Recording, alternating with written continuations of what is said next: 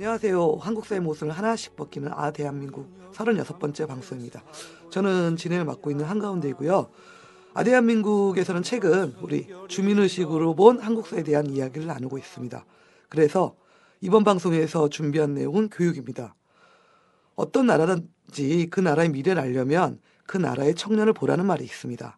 교육은 백년지대계입니다. 나라의 미래는 그 나라의 미래 세대의 목이고, 그런 면에서 나라의 앞날을 개척하는 교육 환경은 되게 중요한 문제입니다. 그래서 오늘은 교육 문제를 중점적으로 나눠볼 건데요. 오늘도 이 자리에 화살 총리 모셨습니다. 안녕하세요. 네, 안녕하십니까? 네, 좀 얘기를 들어가면서 바로 들어가죠. 우리 한국은 가만히 돌이켜보면 지난 60년간 철저하게 제가 봤을 때는 교육 실패의 역사였다라고 할 수 있을 것 같습니다. 왜냐면요, 대학 입시 제도만 해도 대통령이 바뀔 때마다 혹은 대통령 안에서도 몇 번이나 계속 바뀌고 있고요. 또 우리말도 모르는 어린아이들에게 영어부터 가르치는 게 한국 교육의 한 주소입니다. 이것만 있습니까? 더 나아가서는 아이들은 끝없는 가해교육에 시달리고 있고, 그러다 보니까 한국 교육은 천문학적인 교육비가 학부모의 허리를 휘게 만들고, 몇 년간 통계 보니까 2억 6천만 원 된다고 하더라고요. 그래서 최근에는 이제 이런 문제가 터질 대로 터져서 대학 등록금이 사회적 문제로 대두될 지경에 이르렀습니다. 왜 이런 문제들이 계속 이어질까요? 네, 기본적으로 살펴보면 먼저 교육의 내용상 문제, 그리고 이제 교육의 형식상의 문제 두 가지 들 수 있겠습니다. 네네. 기본적으로 한국 교육의 내용, 즉 전반 분위기가 내용이 규정이 되어 있습니다. 네네. 기본적으로 친미, 그리고 이제 반복, 이런 측면에서 학생 개개인의 의견은 중요하지가 않죠. 위에서부터 내려먹이는 이미 결론이 지어진 이러한 교육 방침에 획일화된 교육이 되죠. 그러다 보니까 교육의 내용도 전반적으로 단순 암기 중심의, 그리고 반복 위주의 단순 외우기, 네. 이런 학습으로 굳어져 버리니까 좀 똘똘한 친구들, 그리고 이제 뭔가 이 독창적인 사고를 하고 싶어하는 그런 청소년들은 교육으로부터 등을 돌릴 수밖에 없는 그런 그렇죠. 상황이 된다고 봅니다. 예. 이것 또한 전반적인 한국 사회 분위기와 연동이 된다고 봐요. 한국 사회에 통하는 말이 있지 않습니까? 말 많으면 공산당이다. 그렇죠. 학생들 입장에서 선생님께 질문하는 것 자체가 허용이 되지 않습니다. 쌤 왜요? 왜 그런데요?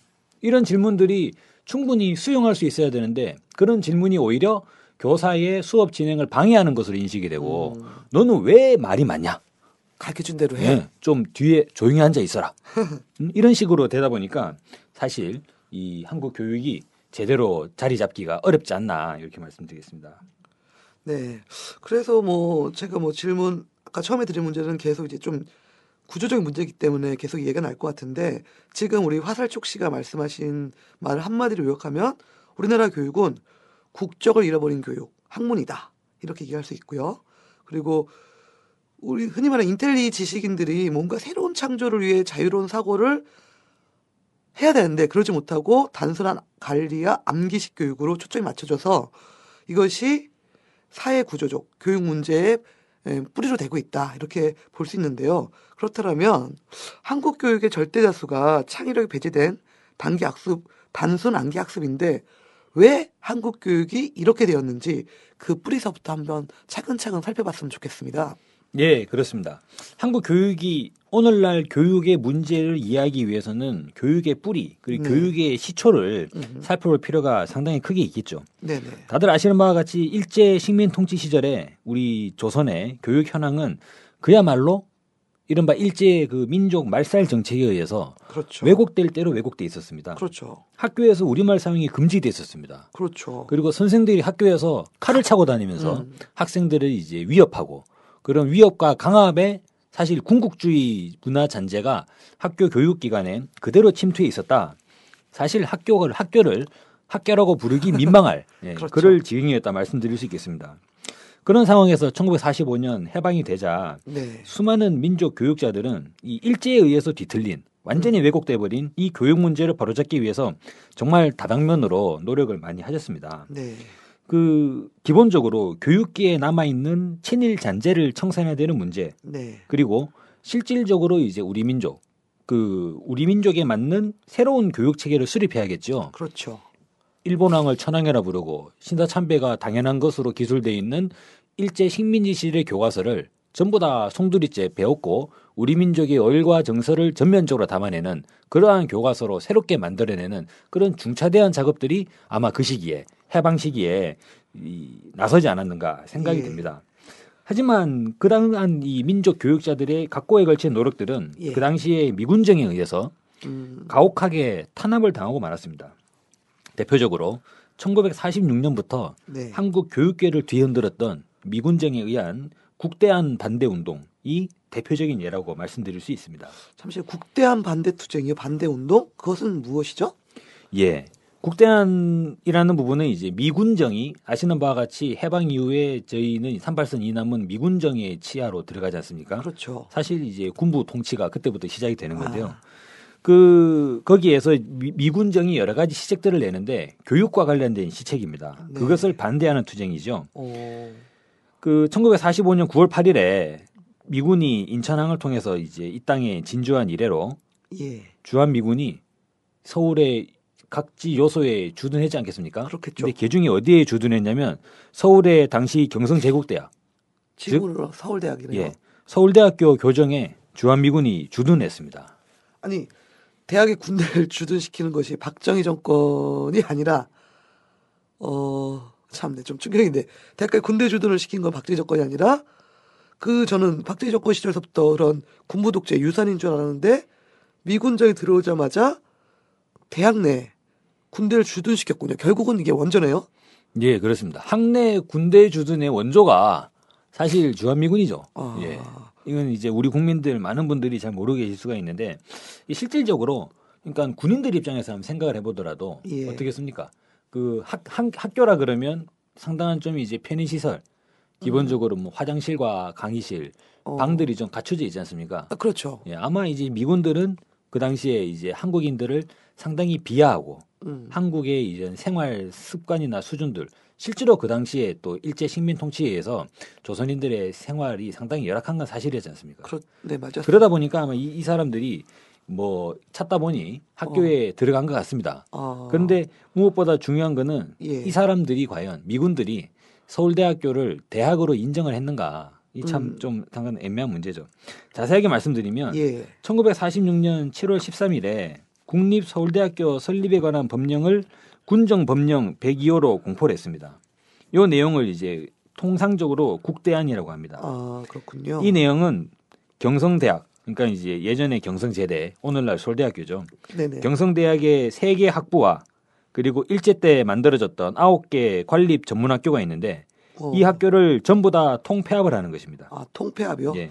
그래서 이 예전의 경성대학과 그리고 9개 전문대학교를 전부 다 통폐합해서 하나의 종합대학을 만들면 지금 시기 미군이 이제 대학 교정에 주둔하고 있기 때문에 미군이 대학 건물을 사용해 버리니까 학생들이 공부할 강의실이 없잖아요. 그런 강의실 부족 문제라든지 그리고 이제 건물의 부족 문제들을 해결할 수가 있다. 참. 그러니까 한마디로 말씀드리면 대학을 세우는데 자기네 병역 문제. 서울대학교 교정에 우리가 주둔해야겠으니 서울대 학생들한테 니들 저기 옆에 전문대 가서 전문학교 가가지고 공부를 해라. 참. 이걸 하나로 이제 통폐합을 시켜버리는 거죠. 이건 누가 보더라도 그죠? 대학을 군대 병영점으로 여기는 미군정의 일방적인 명령이 아닌가.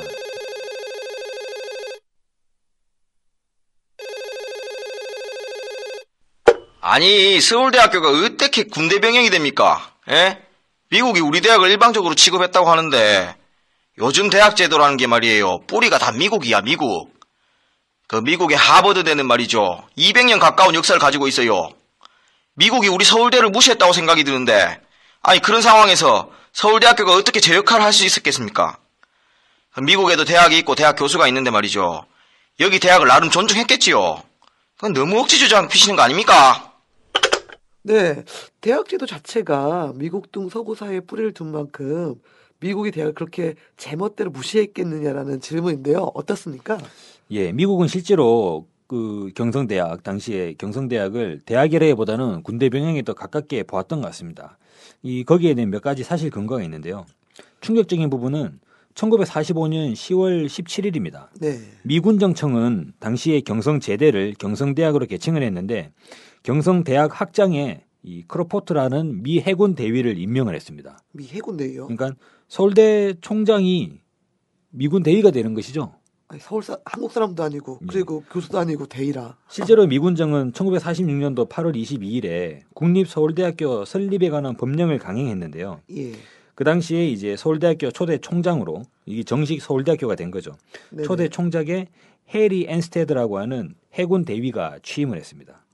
그러니까 실질적으로 본다면 경성대학도 그렇고 초대 서울대학교도 그렇고 초대 총장이 교수가 아니라 해군 대위가 초대 총장이 되는 것이죠. 아니 서울대 초대 총장이 교수가 아닌 미군 대위였다. 이건 정말 처음 듣는 얘기인데요. 예, 하지만 엄연한 사실입니다.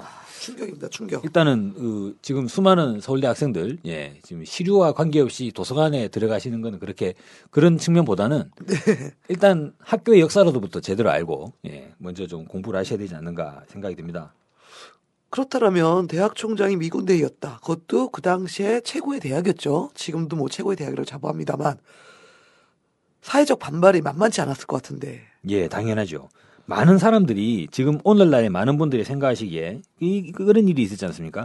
한국 전쟁 당시에 네. 수많은 지식인들, 대학 교수들 이런 사람들이 이 북쪽을 택하고 북행을 단행을 했습니다. 그렇죠. 그걸 뭐. 이제 월북이라 그러기도 하고 네네. 그걸 두고 많은 사람들이 북한의 납치다. 음. 인민군들이 대학 교수들을 납치해 간 거다. 내지는 그 교수들 전부 다 원래부터 빨갱이였다. 어허. 뭐 이런 식의 여러 가지 이제 막 자기 마음대로의 해석들이 있습니다.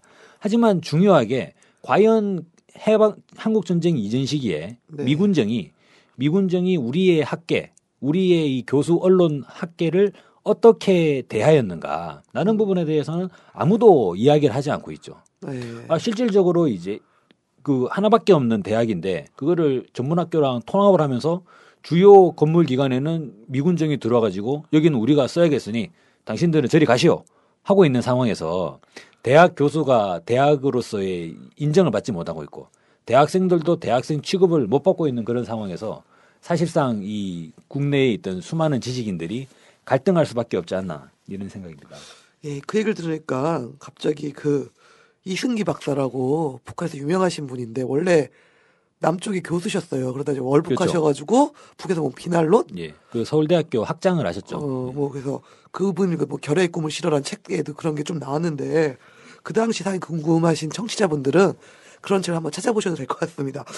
그런데 더 그러다 보니까 궁금해지는데 국대한 운동 사례를 좀 더 구체적으로 좀 말씀 좀 해주시죠. 예. 그 1946년 7월 13일에 국대한 발표가 있었습니다. 당연히 상당히 많은 이제 교수 그리고 교직원, 예. 학생들은 맹렬하게 반대를 했죠. 7월 31일이었습니다. 그 당시에 조선교육자협회가 있고 예. 전문대학 교수단 연합회가 있는데 이 두 단체가 공동으로 전국 교육자 대회를 열었어요. 이 전국 교육자 대회에서는 국대한 철회를 요청했습니다. 네.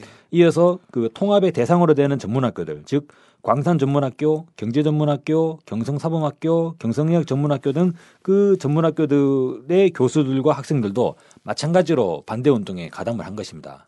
그러다 보니까 실질적으로 서울에 존재하는 대다수의 이제 이 경성대학과 그리고 전문학교 학생들과 교수들이 전부 다 떨쳐나섰다 이렇게 말씀드릴 수 있겠죠. 그 반대 운동의 대표자들은 당시에 미군정 통치자였던 이제 러치 군정 장관을 면담할 것을 요구하고 국대한 철회를 요구했습니다. 말씀을 들어보니까 거의 대부분 서울에 있는 대학들이 많이 다 망라된 것 같은데 미군정이 이를 가만뒀을까요? 예, 당연히 미군정은 이들의 이 활동들을 인정하지 않았지요. 이렇게 되자 대학생들은 1946년 9월경부터 예. 등록 거부에 들어가게 됩니다. 아니 해방하자마자 바로인데. 참네.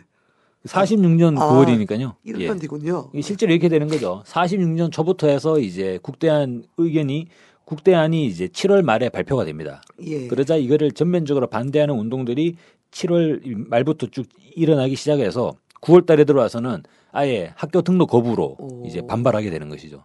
이거는 사실상 뭐 요즘으로 치면은 국립대 통폐합안이 나오게 되자 국립대 대학생들이 반발을 하다가 등록 거부, 무더기 등록 거부를 단행하는 그러한 상황으로 이제 보실 수 있겠습니다. 그래서 그래요? 1946년 9월부터 학교 등록을 거부하고 1차 동맹 휴학에 들어가게 됩니다. 동맹유학. 예. 그리고 9월 5일인데요. 예. 서울대학교 이공학부의 교직원 38명은 국대안을 반대하고 사직을 결의했습니다. 교수는 없는데 다. 예, 교직원들이 사표를 다 써버린 거죠. 야.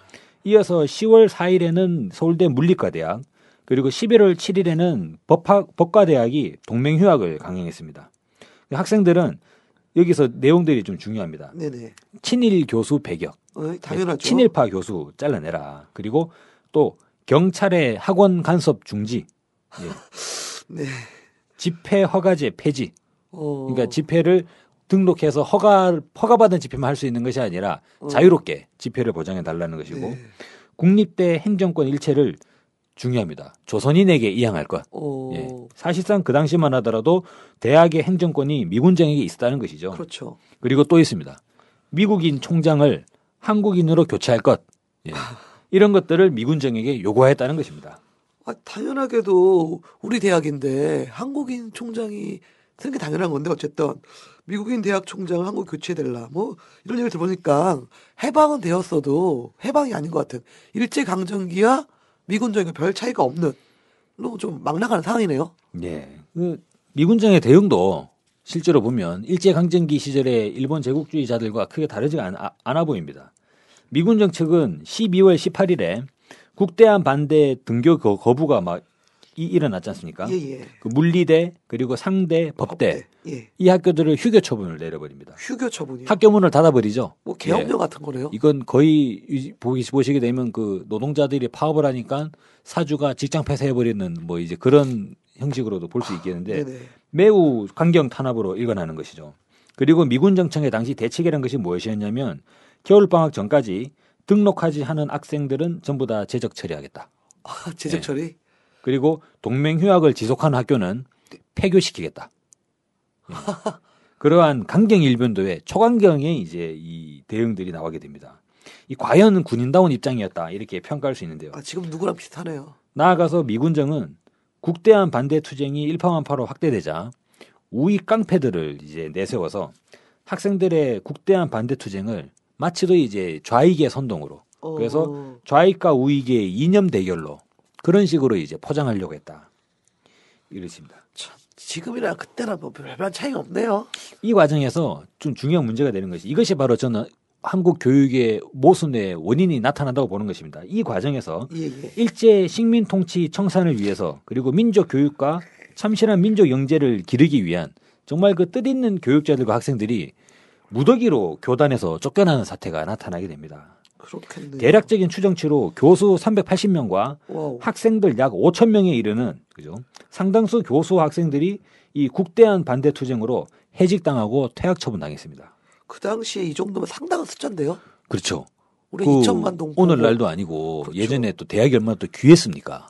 또 학생도 얼마나 귀했습니까? 5천 명이면 뭐 지금 예. 작은 대학 하나 정도인데. 그 사실상 이게 친일 교수들 그리고 이제 친일적인 나는 뭐 친일이건 친미건 나는 상관하지 않아 이런 부자주의 자제들 이런 몇 명의 이제 교수 학생들을 제외하고 거의 대다수의 이 민족 정계를 가진 교수 학생들은 거의 다 무더기 퇴출당했다 그렇게 보실 수가 있는 거죠.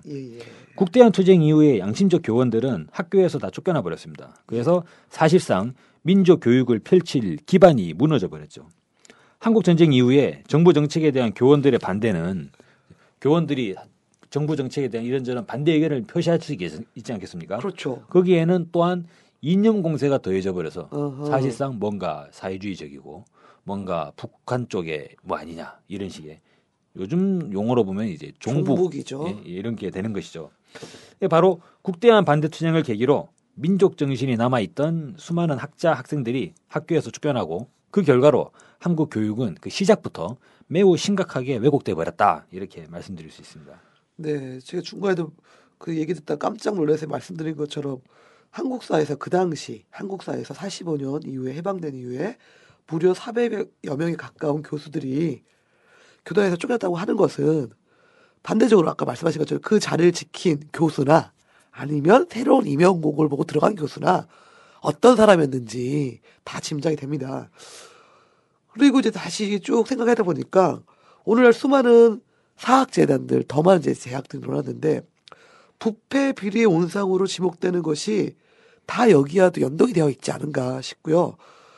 특히 우리나라 대학에서는 뭐 새누리당 그리고 박근혜 대통령을 비롯한 이런 분들이 전통적으로 사학재단과 관련이 깊고 그런 데 대해서는 사학 비리가 있고 그래서 이분들이 노무현 대통령 시절에 사학법 개정에 반대를 했고 이렇게 움직이는 게 다 이제 여기서부터 시작되는 것 같아요. 그래서 실질적으로 해방 이후서부터 우리나라 교육은 완전히 미군정에 착 달라붙은 검은 머리 미국인들이 넘어간 게 아니냐 이렇게 추정을 해도 되겠죠? 이제 하나의 그 사학 분야의 하나의 인적 네트워크를 그러니까 친미 보수의 인적 네트워크를 형성하고 있고 이거는 보수 언론계도 마찬가지입니다. 언론 계열도 하나의 그런 인적 네트워크를 그렇죠. 구축하고 법조계도 마찬가지죠. 그리고 이제 국방 계열도 마찬가지고. 그렇죠. 우리나라 친일, 다 친일 친미. 그 친미의 전반적인 이 사회 지도층들이 그죠. 이 대한민국을 걱정하는 국가 원로라고 하는 사람들이 전부 다 보면 하나의 그러한 이제 친미적 보수적인 강력한 인적 네트워크를 그렇게 구축을 하고 있다 이렇게 말씀드릴 수 있습니다. 한국의 교육 문제가 그나마 사회적으로 공론화된 것은 4.19 민주혁명 이후에 보물 터지듯 쏟아져 나온 민주화 열기에 힘입어서였습니다. 4.19의 민주화 분위기는 바로 교원 노조의 설립을 낳았죠. 그러나 교원 노조는 바로 이듬해 박정희의 닭깎기 마사오죠. 예. 그렇죠. 5.16 군사 쿠데타에 의해서 전면 봉쇄돼 버렸습니다. 그래서 한국 교육은 신락 같은 희망이 비춰졌지만 4.19 민주혁명으로 다시금 어두운 암흑의 질곡으로 빨려 들어가고 말았다 이렇게 말씀드릴 수 있습니다. 네, 미군정에 이렇게 심각히 왜곡된 상태로 출발한 한국 교육이지 않습니까? 그러면은 교육 전반에 친미적인 교육 내용이 상당히 많았을 것 같다. 어떻습니까? 예, 그렇게 볼 수 있습니다. 실제로 저희들이 봐왔던 책들이라든지 교육 교재들도 한번 곰곰이 한번 고시어 보시면 뭔가 좀 석연치 않은 부분들이 있긴 합니다. 네. 당시에 미국의 통치 이념과 정책을 당연히 무비판적으로 수용을 했겠죠. 그렇겠죠. 교육 기관들의 형식을 미군정에 의해서 관할을 했는데 미군정이 교육의 내용을 규제하지 않았다? 그렇게 보기 어렵습니다. 네네. 실제로 보시면 그 당시에 그리고 지금도 마찬가지고 저희들도 마찬가지입니다. 저희들이 주로 이제 위인전이라고 할 때 위인의 반열에 올라놓고 책을 읽는 사람들이 어떤 사람들이 있습니까? 조지 워싱턴, 토머스 제퍼슨, 그죠? 에이브람 링컨, 그리고 프랭클린 루즈벨트, 존 F 케네디 전부 다 위인들이에요. 그렇죠. 어떻게 한 나라의 역대 대통령들이 전부 다 위인이죠. 그러면 이제 이승만 위인 전집, 그죠? 그리고 윤보선 위인 전집. 사실상 이제 이를테면 이 박정희 위인 전집, 전두환 위인 전집 나올 수 있습니까? 나오면 안 되죠, 그거는. 미국도 크게 다르지 않지 않나요? 어떻게 미국의 대통령은 하나같이 위인이 되고 이건 좀 더 납득하기가 어려운 부분이죠. 네네. 그리고 또한 하나 더 있습니다. 미국의 석유지별 록펠러가 있습니다. 록펠러는 석유왕으로. 아, 맞다. 저 어렸을 때 봤던 기억이 나요. 록펠러 위인점이 있어요. 그렇죠, 책. 그렇죠. 그리고 철강재벌 카네기. 카네기 위인 전집이 있어요. 맞네요. 이거는 마치 또 이제 보면 이병철 위인 전집, 그죠? 그러네. 정주영, 이건희 위인 전집, 뭐 이런 게 있다는 거잖아요, 지금. 그렇죠. 그거를 우리 어렸을 때 그냥 봤다는 더군다나 이게 자기 나라 이 회사 사장에 대한 글이라면 또 모르겠는데 미국 회사 사장, 그죠? 다른 나라 회사 사장의 글들을 우리가 그거를 위인집으로 이제 보고 있는 거죠, 아이들부터. 저희들부터가 또 그렇게 자라왔습니다, 그죠? 그렇죠. 수많은 위인들이 위인전으로 이제 선전이 되고 있습니다. 이 실제로 보면 미국의 역사가 200년밖에 되지 않다 보니까 그죠. 사실 그 중에서 또 위인을 또 막 긁어내서 만들어야 돼요. 그러다 보니까 이제 역대 대통령들, 역대 회사 사장들, 전부 다 막 그 여기 또 뭐 포드도 있죠. 그리고 포드, 막 여러 가지 자동차? 사람도 있어요. 전부 다 위인이 다 돼버리는 것이죠. 네. 이 말씀 듣고 보니까 어렸을 때 봤던 책도 떠오르는데, 그래, 뭐, 위인전 50전 하면은 주로 미국 사람이야.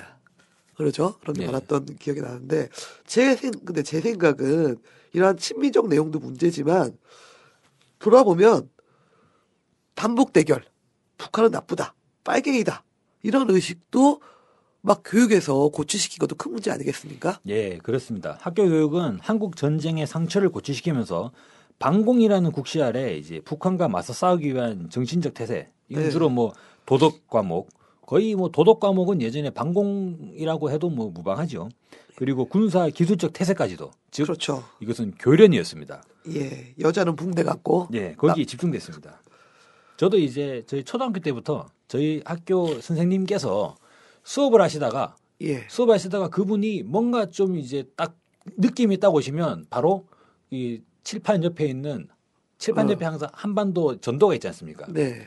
그 그리로 걸어가십니다. 어. 걸어가시면 바로 시작하십니다. 때는 바야흐로 1950년 6월 25일 새벽 4시 하면서 그 또 이제 구태연한 이야기가 또 시작이 되는 거예요. 그러면 제가 그때 초등학교 5학년이었는데 또 시작했다. 그때 제 나이 12살 때. 벌써부터. 근데 저도 그 당시에 상당히 많은 이 방공 웅변 대회, 방공 글짓기 대회 시상도 받고 그렇게 했습니다만 그러한 저도 이제 정말로 이게 거의 일주일에 한두 번씩 그거를 1년 내도록 든다고 생각해 보십시오. 얼마나 질려버리겠습니까?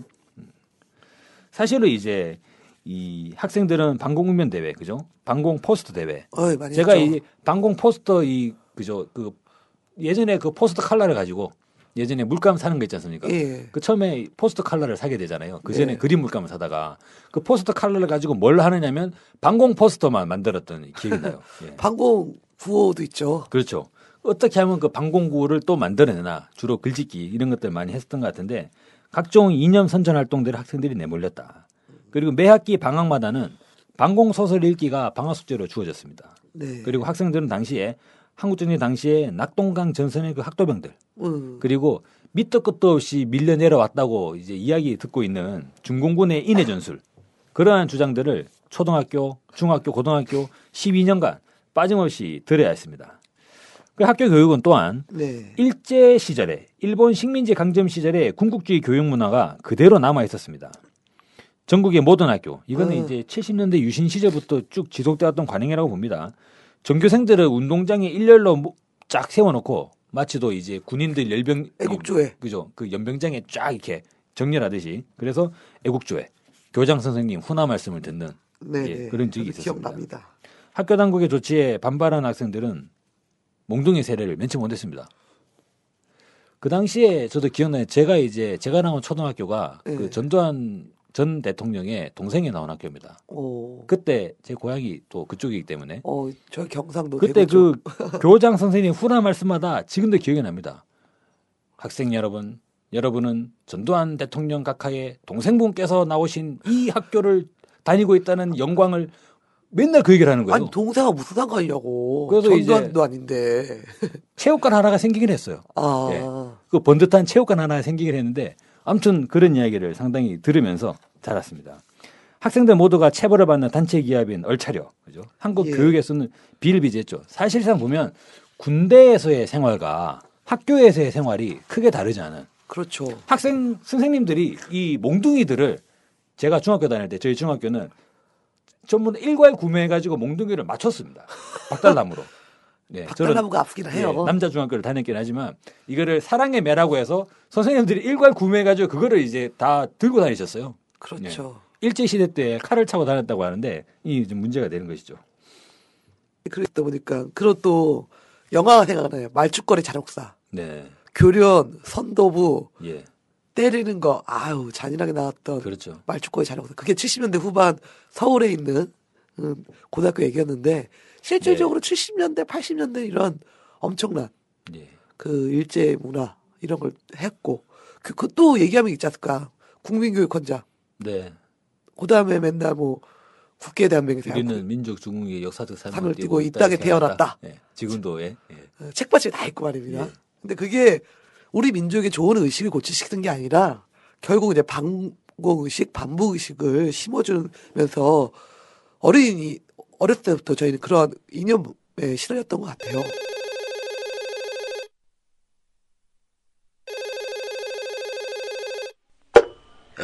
전 학교에서 말이죠. 이 어느 정도 체벌은 필요하다고 봅니다.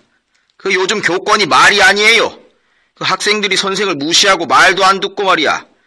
민주화가 아무리 좋다고 하지만 이 나라 교육 전체가 무너지게 생겼습니다. 어느 정도 과도기를 두고 이행하되 교사에게 일정한 체벌권은 필요하다고 봅니다. 교육은 백년지 대계 아닙니까? 이분은 좀 시대하고 좀 뒤떨어진 질문이신 것 같은데 요즘 사람들은 애들을 너무 안 때리니까 교육이 이 모양이다. 이거 어떻게 생각하십니까? 예. 좀 애들을 좀 때려야 된다, 그죠? 애들을 너무 안 때리니까 애들이 버르장머리가 없고 뭐 교권이 무너진다. 이건 주로 이제 나이 드신 분들이 그런 좀 생각들을 견해를 가지고 계신 분들도 좀 있으시다고 보긴 합니다. 근데 실제로 다른 나라 사례를 보면 예. 그죠? 이 진짜 성인이 되지 않은 미성년자를 이제 이 구타한다는 것 자체가 상상을 초월하는 것이죠. 세계 모든 학교에서 보면요, 예, 학생들을 때리는 학교가 그렇게 있지는 않습니다. 일본은 예를 있을 것 들어서 같아요. 일본은 아마 좀 저희가 일본 문화를 상당히 많이 받았기 때문에 흔히 이야기하는 이제 이를테면 덴마크 예. 선생이 애들을 때리나요? 그럼 독일 학교에서는 선생이 애들을 몽둥이를 들고 다니면서 애들을 때린다고 하나요? 글쎄요, 그런 얘기 금시 좀. 그래서 독일이 뭐 수출 세계 2위가 되고 그러진 않지 않습니까? 학생들을 때려야 한다는 발상은 그죠? 교육의 구조적 왜곡, 교육의 이 왜곡 구조를 은폐한 채 모든 책임을 학생들에게 돌려버리는 이 매우 사실상 어른들 입장에서 비열한 그런 이제 입장입니다. 학생들이 무슨 죄가 있습니까, 그죠? 그렇죠. 그 교육의 내용들, 학교의 분위기를 학생들이 관심을 가지고 학생들이 즐길 수 없게 만들어버린 그 어른들의 몫이 되겠죠. 그래놓고 집중하지 않는다면서 때리고. 학생들을 때리는 거는 그건 정말 완전히 이건 학생들을 두 번 죽이는 행위다. 한국의 교권이 무너진 것은 그죠? 학생들이 버르장머리가 없는 게 아니라 예. 한국 교육의 전반이 썩었기 때문입니다. 정상적인 청년이라면 이런 한국 사회에 모순에 사실상 책상을 박차고 들고 일어나야 정상이 되는 것이죠. 그렇죠. 하지만 한국의 교육은 어떻습니까? 이 청년들의 진취성을 거세시키는 데 집중이 되고 있고 복종과 순종을 모범생의 기준으로 제시를 하고 있습니다. 네. 선생님 말 잘 듣는 아이. 그렇죠. 뭔가 좀 반감이 들더라도 일단 이거를 하고 이걸 마치도 무슨 이제 학교를 생각해서 뭐 이런 식의 이야기가 되고 있는 것이죠. 교육 전반이 뒤틀려서 불의에 항거하며 정의로운 학생들은 그죠? 밀려나게 됩니다. 누구에게? 네. 자기 스펙만을 중시하고 자기 스펙을 관리하는 그런 학생들이 실질적으로는 이제 수위를 차지하게 되고 이 1등을 차지하게 되겠죠. 그러다 보니까 교권이 무너진 것은 학교 교육이 그야말로 이제 비정상적이기 때문입니다. 네. 아이들의 잘못은 전혀 없는 것이죠. 네네. 그러니까 이 체벌로 교권을 유지한다는 생각 자체가 공권력으로 정권을 유지한다는 유신 정권하고 비슷한 말씀인 것 같아요. 뭐 종교 학교라고 해서 다 종교를 강요한다고 해서 그때 예전에 꽤 오래되지 않은 얘기지만 그 단식까지 했던 그 무슨 학생이 있었는데 네. 단식해가지고 그 막 문제 제기하고 네. 뭐 이랬던 경우가 많이 떠오릅니다. 그런데 교육이 이러다 보니까 당연히 교육 민주화 운동이 벌어질 수밖에 없다. 교육 민주화 운동이 터질 수밖에 없는 상황이 됐다. 그래서 우리나라의 교육 민주화 운동에 대해서도 좀 말씀 좀 해주시죠. 예. 교육이 이렇게 썩었는데 어떻게 교육개혁 운동이 없었겠습니까? 이 교육민주화 운동이 실제로 불붙은 것은 1980년대에 접어들면서 예. 각 대학에서 학생운동이 활발하게 일어나면서 그러면서 당연히 학생들이 이제 이 사회활동에 나서게 되면 학교 문제를 제기하지 않을 수가 없겠죠. 그렇죠. 80년대에 접어들어서 대학가를 중심으로 반미 자주투쟁 그리고 민주투쟁이 이어지자 교육 부문에서도 민주화운동이 일어났습니다. 네. 1986년 5월 10일에는 진보적 교육자들이 교육 민주화 선언을 했습니다. 그리고 이것은 1987년 전국 교사협의회의 창립으로 이어졌습니다. 진보적 교육자들은 1988년도에 전국 각 지역의 교사협의회를 창립하고 교육법 개정 투쟁을 벌여서 마침내 89년 5월 14일에 예. 지금도 이제 이 한간에 많이 뜨거운 감자입니다. 전국 교직원 노동조합을 마침내 결성하시게 됐습니다. 일명 정교조. 예, 그렇습니다. 그러나 이 전국 교직원 노동조합 즉 정교조가 결성되었어도 한국 교육운동은 그죠? 오히려 더 정권의 탄압을 더 이제 받게 됐습니다. 네네. 진보적 교육자들의 통일 교육은 예외 없이 국가보안법에 의한 탄압의 대상이 되고 있습니다. 그렇죠. 보수 세력의 이념 공세는 이게 좀 중요합니다. 왜 이 보수 세력들, 새누리당 이들은 정교조에 이렇게 집착을 할까요? 후배들을 키우니까. 예, 이게 교육 부문에 있는 것이죠. 그러니까. 그 사람들이 절대로 이 교육의 정상화를 교육 내용의 정상화, 즉 교육을 친미적 주입, 친미 시각의 주입, 반공 시각의 주입 이것으로 교육을 완전히 지금 장악이 되어 있는데 결코 이것을 물러나지 않겠다라는 그러한 입장이 이제 반영이라고 봅니다. 예. 정교조를 매번 집중적으로 공격을 하고 있는 양상이 그렇죠. 반복적으로 나타납니다. 박근혜 대통령 뭐 노조 아니 뭐 통보해가지고 난리가 한번 나지 않았을까 작년에. 그 정교조 막 하니까 이때 결성을 했을 때 많은 선생님들이 그 교단에서 쫓겨나셨어요. 마치 예, 서울대 퇴직 국대한. 교사님들 많이 계시죠. 예. 그런데 결국 이제 해고에서 싸워서 다시 돌아오신 분들도 교단에 복직하신 분들도 많은데 뭐 최근에는 뭐 정규제에 대한 공세를 넘어서서 책을 아예 국사교과서를 왜곡시키는 교학사 문제도 뜨거운 감자였죠. 예, 그렇습니다. 네. 어찌됐건 이런 교육 현장의 문제 이렇게 심각했으니 당연히 교육개혁 운동, 민주화 운동이 일어날 수밖에 없었다. 그렇다면 한국 교육의 내용적 문제들은 무엇인지 한번 살펴보죠. 예, 일단 표면적으로 나타나는 이제 내용적 문제를 한번 봅시다. 근데 예. 학생들이 공부하는 내용들을 쭉 보면 대표적으로 한국에서 제일 중시되는 과목이 국어가 아니에요. 영수예요, 영수. 맞습니다. 학원 다니는 건 전부 다 영수 아닙니까? 그렇죠. 영수학원 대표적인 두 과목이죠. 모태 언어인 한국어보다 영어가 중시돼 버리게 되니까 이게 어떤 부작용을 낳느냐면 한국의 학생들이 자기 의사를 표현하는 능력이 줄어들게 됩니다.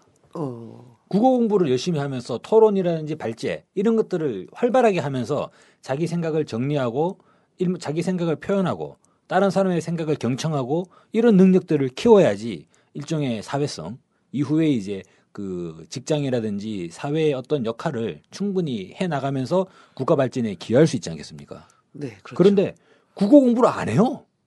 전부 다 영어 단어 외우고 있어요. 영어 단어만. 예. 심지어 논술은 학원 가서 배우잖아. 그렇죠. 그렇게 돼버렸죠. 그렇게 돼 있다 보니까 학생들이 언어 수업 시간에 자기 생각을 체계적으로 정리하고 조리 있게 의사 표현하는 방법을 배우는 게 아니라 영어 단어를 외우고 있다. 예, 그러면서 미국식 발음을 따라하지 못하는 자신을 질책하고 어. 나는 왜 발음이 이럴까? 아, 우리 어머니는 왜 나를 한국에서 태어나게 했을까? 예? 유창한 영어 발음에 주눅이 들고 있어요. 사실상 수학이라든지 사회, 역사, 지리, 과학에 대한 지식은 자기가 훨씬 더 우월한데 어떻게 미국에서 온 애가 뭐 샬라샬라 한마디 해버리면 주눅 들어버리는 거죠.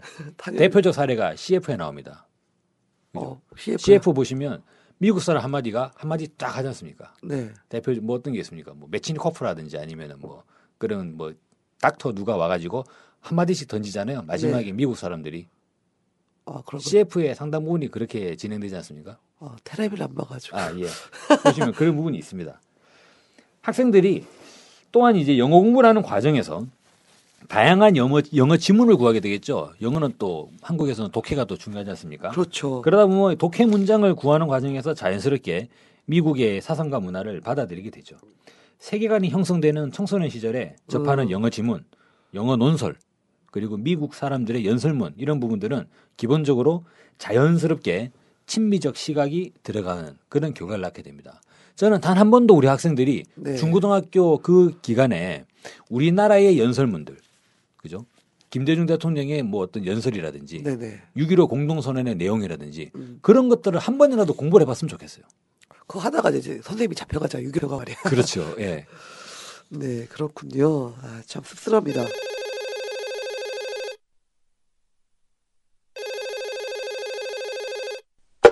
아니, 영어 공부하는데 영어 지문 보는 것은 당연한 거 아닌가요?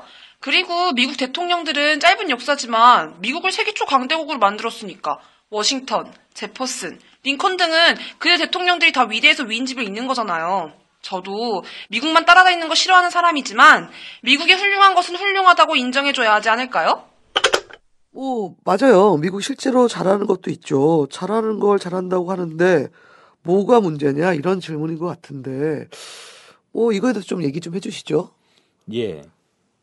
제가 이제 드리는 말씀은 뭐냐면 한국이 교육을 하는데 미국을 미화하려는 그러한 이제 목적의식성. 네네. 미국을 미화하려고 하는 미국을 객관적으로 설명을 하는 과정에서 미국이 잘하는 거는 당연히 이제 객관적으로 설명을 하니까 잘하는 걸로 전달이 돼야죠. 그렇죠. 미국 사람 잘하는 건 잘한다고 우리가 칭찬해주고 박수도 쳐줘야 되죠. 네네. 그런데 이것을 목적의식적으로 그죠? 안 좋은 거는 의도적으로 은폐시키고 그리고 잘하는 것은 또 과장해서 설명하려고 하는 그런 경향들이 있다는 것이죠. 네네. 대표적인 사례를 보면 이 미국에 대한 교육 내용에서 진실에 의거하지 않은 거짓에 근거한 그런 이야기들도 있습니다. 정직함을 가리키는 유명한 일화로 모두 다 알고 있는 그 조지 워싱턴의 일화가 있습니다. 벚나무 독재 사건 일화가 있는데 예. 이거는 고의로 만들어진 가짜 이야기죠. 허구의 이야기입니다. 그렇습니까? 네. 그 이야기 있지 않습니까? 조지 워싱턴이 아버지가 선물한 도끼로 벚나무를 뱄는데 예, 자신의 실수를 숨기지 않고 그대로 이제 고백했다. 이런 이야기는 원래 이제 조지 워싱턴의 전기를 썼던 사람이 가공의 사실을 만들어서 집어넣은 것이죠. 예. 실제로 이제 그 작가가 예, 이 실토를 했습니다. 그렇군요. 표지에다가 흥미로운 그림까지 넣어가지고 팔면 책을 엄청나게 많이 팔 수 있겠다라고 생각했다. 이런 식으로 이제 실토를 했죠. 그럴 수 있겠군요. 그리고 실질적인 내용을 과장하는 것도 많습니다. 네네. 대표적으로 보면 우리가 중학교 음악 시간에 배우는 그 포스터에 오수제너가 있지 않습니까? 네네. 그 제가 음치라서 노래를 여기서 부르기는 좀 그렇고. 예, 저도 음치가 일단 다 아실 겁니다. 예, 다 알고 계시죠? 중학교 교과서에 예전에 나왔습니다. 어떻게 소개가 되느냐면 이 포스터를 미국 민요의 아버지로 소개가 됩니다. 아니, 민요라고 하는 거는 그죠? 기본적으로 민족적 감정이나 기호가 자연 발생적으로 나타나서 구전에 의해서 그런데요. 입을 따라서 전해 들어오는 그런 게 민요 아닙니까? 그렇죠. 우리나라에서 뭐 밀양아리랑 진도아리랑 그다음에 뭐, 일할 때 그 노동할 그렇죠. 때 부르시는 예. 구정가요들. 그렇죠. 그리고 뭐 방아타령, 몽군포 타령 뭐 이런 거 다 네. 따지고 보면 예. 작곡가가 없지 않습니까? 그렇죠. 민요는 원래. 근데 어떻게 민요에 작곡가가 있을 수 있죠? 이거는 기본적으로 보면 불과 미국의 역사가 짧다 보니까 150년 전에 한 네. 개인이 작곡한 노래를 민요라고 말하는 것도 황당한 것이죠. 그래서 이걸 이제 미국 민요라고 하면서 중학교 교과서에 싣고 가리키는 현상도 사실 이야기로 했다. 미국 사람들이 이런 주장을 할 수 있겠죠. 그렇죠. 뭐 자기네가 우리의 이 전통적 색채다라고 하면서 그렇게 주장하는 건 모르겠는데 미국 사람들이 그렇게 이야기한다고 해서 정말 사실관계가 민요라고 부를 수 없는 노래를 우리나라 교과서에 미국 민요다 이렇게 이제 올리는 거는 사실 좀 말이 안 맞지 않는가 이런 부분입니다.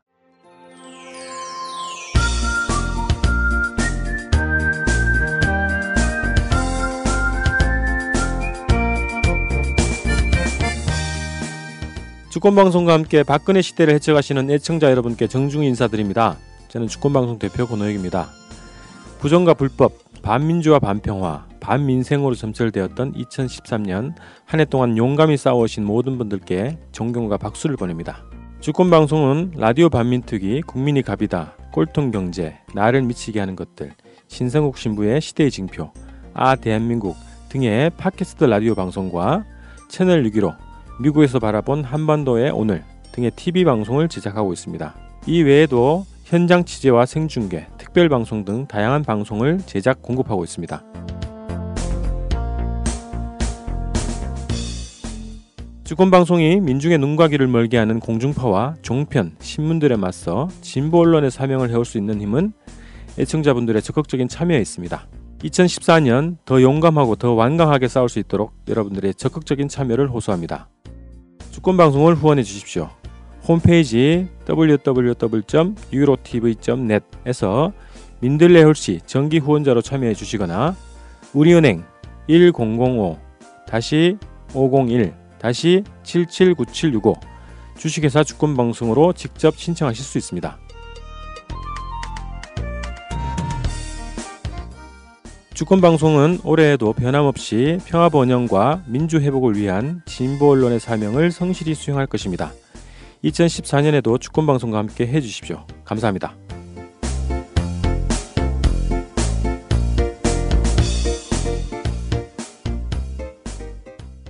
그 얘기를 들으니까 갑자기 떠오르는 얘가 있어요. 그 네. 헬렌 켈러인가요? 네. 눈 멀고 네. 귀 멀고 삼중고를 태어났다고 네, 해서 선생님한테 교육을 갖고 늙어서 교육을 받아서 장애를 극복했다. 네. 라는 얘기까지만 딱 우린 배우잖아요. 네. 그 다음이 절대 우리 모른다는 거죠. 네. 그 다음이 뭐냐면은 그 헬렌 켈러가 네. 반절 운동, 사회주의 네. 운동을 한 운동가였다는 거예요. 네. 그런데 우리는 그 앞부분만 배우는 거죠. 그래서 네. 마치 자신의 힘든 걸 이겨냈던 그걸로 배우는데 네. 중요한 건 헬렌 켈러의 역사에서 보면은 그 뒷부분 뒷부분. 빠져버리는 거군요. 그렇죠. 그래서 우리들한테도 이제 제대로 전달해주지 않는 예. 이런 것도 보면은 미국도 마찬가지지 우리나라도 마찬가지. 예. 그리고 EBS 교육 뭐 그 영상에서 봤는데 네. 그런 진실들은 감춰져 있다. 그렇군요. 예, 그럼 제가 또 이제 하면은 그런 내용을 통해서 미국을 뭐 특정 짓기보다는 서양 문화 전반을 확대한다면서 우리나라의 사대주의가 확연히 드러나는 방식이 교육이 될 것 같은데 어떻습니까? 예, 맞습니다. 그 좀 미국만 따지고 보는 것보다 이걸 서양 전반으로 확대해 본다면요, 우리나라 교육이 훨씬 더 이제 좀 상식적이지 않은 이해하기 어려운 면들이 있죠. 대표적으로 보시면 저희가 이제 노래방에 가거나 했을 때 노래를 부를 때 박자를 맞추기 위해서 뭘 합니까? 주로 이제 발을 굴리거나 아니면 박수를 치거나 네네. 우리는 그렇게 박자를 맞추잖아요. 네. 아, 그런데 왜 초등학교 때부터 그죠? 애들을 데려다 놓고 그 이름도 외우기 어려운 그 트라이앵글, 캐스터네츠, 그거 왜 하는 거죠, 그거? 차라리 가야금을 외워야 되는데. 아니 그냥 박수 치면 되잖아요, 그냥. 네. 그 시험 문제 내요, 이걸 또. 그게 어떻게 트라이앵글이라고 그거를 쓰라고 해요. 예. 네네. 캐스터네츠 그죠? 애들 받아쓰기 시험 나와요. 캐스터네츠. 그거를 왜 아이들에게 그죠? 7살, 8살 아이들에게 왜 그런지 이해가 안 됩니다. 그리고 학생들은 조금 느리게 점점 세게 악보를 볼 때 그런 표현들이 있지 않습니까? 네네. 이런 것도 얼마든지 우리가 쉬운 말로 표현할 수가 있는데 이걸 꼭 그죠? 안단테니 예, 뭐니. 크레센도 뭐 스타카토 그죠? 예예. 그거 왜 그러는 거죠? 그거? 그 시험 나와. 그거. 그죠? 네. 이게 또 시험 나와요 또. 선생님이 항상 이야기하죠. 야 이거 달세뇨 외워. 시험 나온다 이러면서 그죠? 네, 그럼 애들 이거 외워야 돼요. 기본적으로 음악에 대한 관심을 그대로 찬물로 확 끼얹어 버리는 그런 행위가 아닌가. 예, 복잡한 음악 용어들은 저는 이렇게 생각합니다. 음악에 대한 학생들의 관심을 기형적으로 변질시켜 버립니다. 근데 학생들은 학교 음악 시간을 정말 싫어하죠. 그렇죠. 그러다 보면 뭐가 됩니까? TV에 나오는 이제 대중가요. 예, 대중가요. 뭔가 알아들을 수 없는 그런 이제 하는 어차피 뭐 알아들을 수 없는 거는 똑같죠. 이, 매일 학교 음악 시간도 전부 다 알아들을 수 없는 거고. 그래서 실질적으로 이 대중가요 쪽으로 완전 빠져버리는 게 아니냐 이런 것이죠. 네. 그렇죠. 저도 학교 다닐 때 음악 시간 싫어했어요. 노래 못 불러서 싫어한 것도 있지만 왜 기호를 외워야 되는지 모르겠어요. 저 이것처럼 음악에서 난해한 기호들을 알려준다면 저도 음악 수업이 싫었던 것처럼 사람들에게 음악에 대한 부담감을 줄 뿐이잖아요. 예, 뭐 이런 음악 기호들이 필요 없다는 말씀 드리는 게 아니라 알기 쉽게 우리말로 얼마든지 표현할 수가 있다는 것이죠. 그래도 무리가 안 된다는 것이죠. 그리고 또 이제 미술로 넘어가면 또 말씀드릴 수 있습니다. 이 예. 학생들은 주로 이제 파블로 피카소가 있지 않습니까? 네네. 이 피카소가 현대 미술의 대가라고 알고 있습니다. 그렇게 배우고 있죠. 예. 하지만 그가 1944년도에 예, 프랑스 어, 공산당에 입당했던 공산주의자입니다. 그렇죠. 피카소는. 사람들 그건 또 모르고 있어요. 어. 아까 헬렌 켈러와 유사한 그런 예. 케이스라고 볼 수 있습니다. 그리고 피카소가 스페인 내전을 고발한 게르니카라는 작품이 있습니다. 이건 네. 피카소의 대표적 작품으로 주목받고 있죠. 그렇죠. 하지만 그가 그렸던 조선에서의 학살이라고 하는 음. 한국 전쟁을 그린 그 그림은 우리 국민들은 접하지 못하고 있습니다. 맞습니다. 조선에서의 학살은 한국 전쟁 당시에 미군의 조선 양민 학살을 그린 작품이죠. 황해도 신천 지역에서 나타났던 신천 양민 학살을 보고 피카소가 그 이야기를 듣고 충격받아가지고 그린 작품이 바로 조선에서의 학살입니다. 맞습니다. 학생들은 또한 이 장 프랑스와 예. 밀레의 이삭죽기 있지 않습니까? 네네. 또 빈센트 반 고흐 네. 그런 사람들의 그림들을 보면서 자연주의, 인상주의 이러한 여러 가지 이 이 미술 사조들을 공부를 하게 됩니다. 하지만 조선의 걸출한 화가로 주목받았던 김홍도, 예. 장수겁. 초상화의 인물화에 완전히 변화를 줬던 사람이죠. 김홍도. 예. 그리고 이 색채 미학의 새로운 단계를 선보였던 신윤복. 신윤복. 이런 화가들의 미술사적 의의에 대해서는 주목을 하지 않아요. 시험에 안 내요. 왜 그런 거 시험에 안 내는지 모르겠어요. 별로 재미는 없는 이 자연주의, 인상주의 이런 게 아니라, 그죠? 신윤복, 그리고 이제 김홍도, 이런 부분들이 시험에 나와야 되지 않느냐.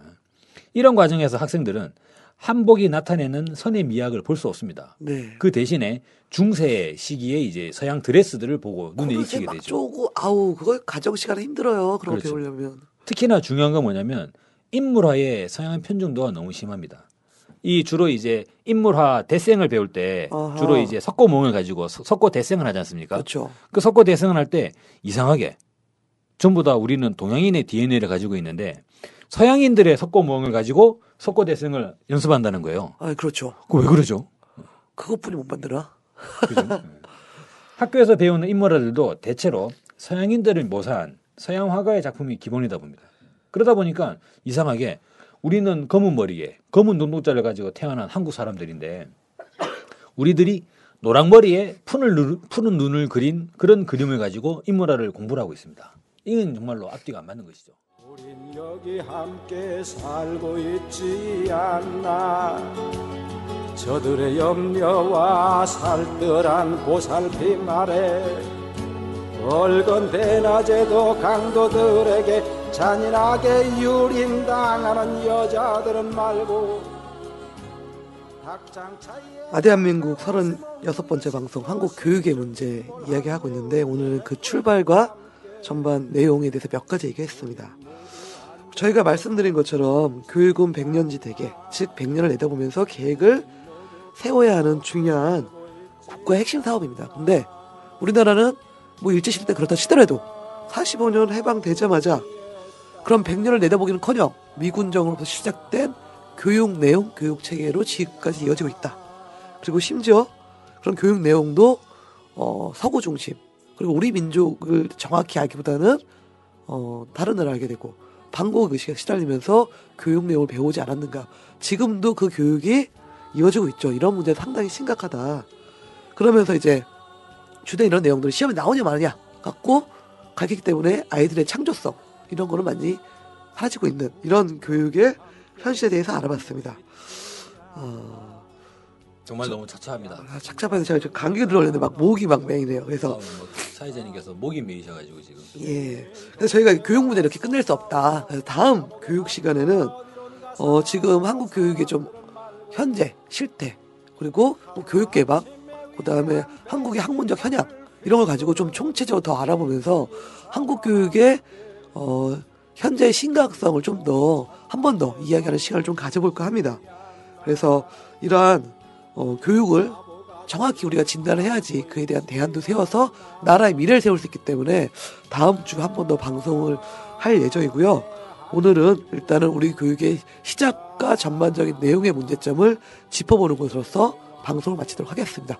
오늘도 수고하셨습니다. 예, 고맙습니다. 살고 있지 않나 거진 민주 자유의 구호가 넘쳐 흐르는 이 땅 고단한 민중의 역사 허리 잘려 찢겨진 상처로 아직도 우는데 군림하는 자들의 배부른 노래와 피의 채찍 아래 마른 무릎을 꺾고 우린 너무도 질기게 참고 살아왔지.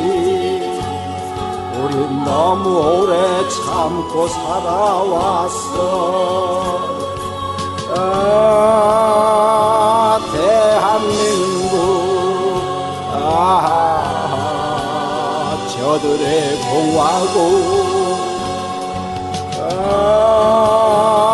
대한민국